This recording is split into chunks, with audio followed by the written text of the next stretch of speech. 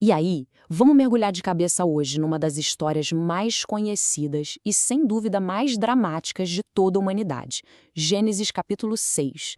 A gente vai explorar essa narrativa sobre um mundo em decadência, um julgamento divino e um plano de resgate que é literalmente monumental.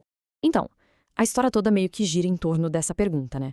O que foi que aconteceu de tão grave no mundo para levar um evento tão extremo quanto o Grande Dilúvio? O texto já começa nos dando umas pistas bem, digamos, curiosas. E que pistas, hein? A narrativa já nos joga num mundo que parece coisa de mitologia. A menção de gigantes na Terra, que teriam nascido de uma união bem misteriosa entre os filhos de Deus e as filhas dos homens. Olha, essa passagem já cria um cenário de total desordem e estranheza logo de cara. É nesse cenário meio caótico que a gente entra na primeira parte da nossa análise, a descrição de um mundo que tinha se tornado profundamente corrompido. Vamos entender melhor qual era o problema que preparou o terreno para um julgamento tão radical. Ok, vamos destrinchar isso. O texto descreve uma verdadeira espiral de decadência.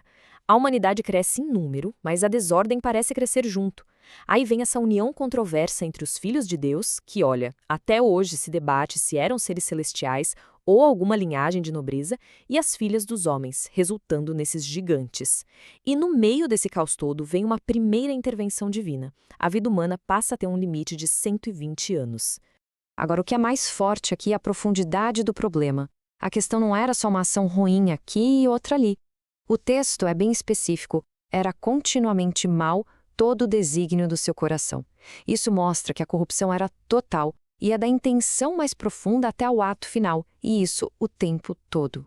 Pois é, com um quadro desses, de corrupção total, a narrativa muda o foco. A pergunta que fica é: como o Criador reagiu a tudo isso?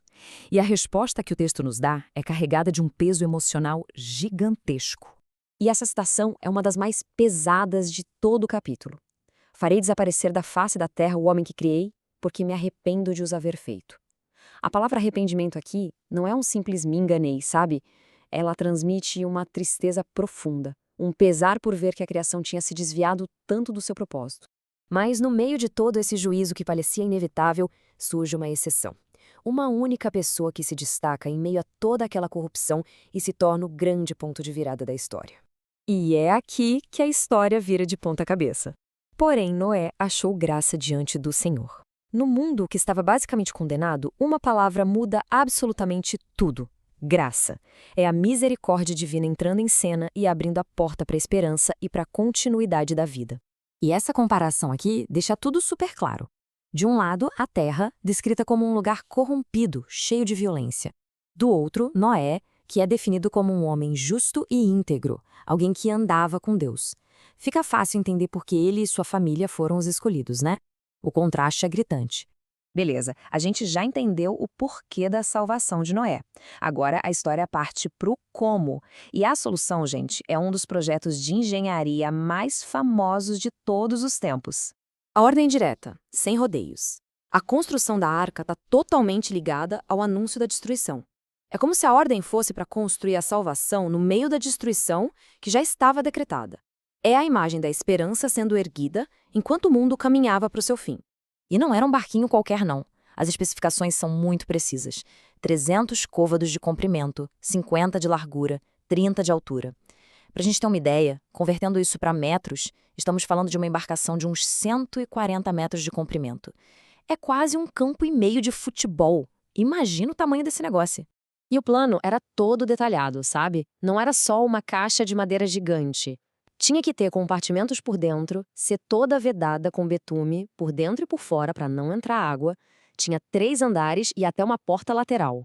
Era um projeto arquitetônico bem complexo, pensado para abrigar e proteger muita vida. Mas olha, a construção da arca era só o começo. O projeto todo era muito mais do que só um abrigo para sobreviver. A arca, na verdade, era o símbolo de uma aliança e o veículo de uma missão importantíssima: preservar a vida na Terra. E quem é que tinha que entrar nessa arca? O plano era bem completo. Noé e sua família, claro, mas também um casal de cada espécie de animal: aves, gado, répteis e, obviamente, comida para todo mundo. A missão não era só salvar a humanidade, era dar um reboot, um recomeço para toda a criação. E é aqui que a narrativa nos apresenta um conceito super importante, o de aliança. Basicamente, uma aliança é um pacto, um acordo solene, uma promessa muito séria. Nesse caso, é a garantia de Deus para Noé de que se ele fizesse sua parte, ele e sua família seriam salvos da destruição. É o que firma a relação entre eles. E como Noé reagiu a essa tarefa gigantesca e a essa promessa? Com obediência total. A frase que resume a atitude dele é essa aqui: assim fez Noé, consoante a tudo que Deus lhe ordenara. Sem questionar, sem hesitar, ele foi lá e fez. Isso tudo nos deixa com uma última reflexão, que é o grande dilema dessa história, né? Afinal, o dilúvio foi um ato de pura destruição, o fim de tudo, ou foi, na verdade, um recomeço radical, mas necessário, a única forma de limpar a bagunça e dar uma nova chance à vida através de Noé? O texto sugere que talvez tenha sido as duas coisas ao mesmo tempo.